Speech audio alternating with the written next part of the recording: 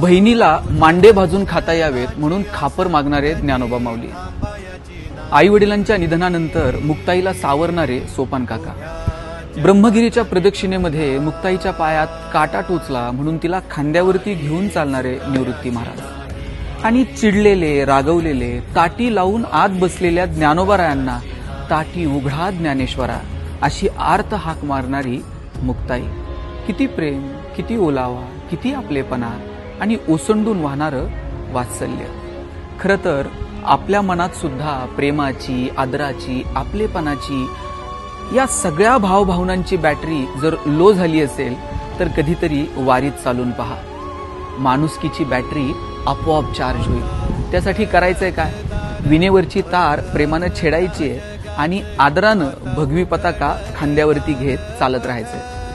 गणेश, राहुल, समीर, सोहम, संतोष, तुमचं नाव काहीही असो, इथे लोक तुम्हाला माऊली म्हणून हाक मारतात.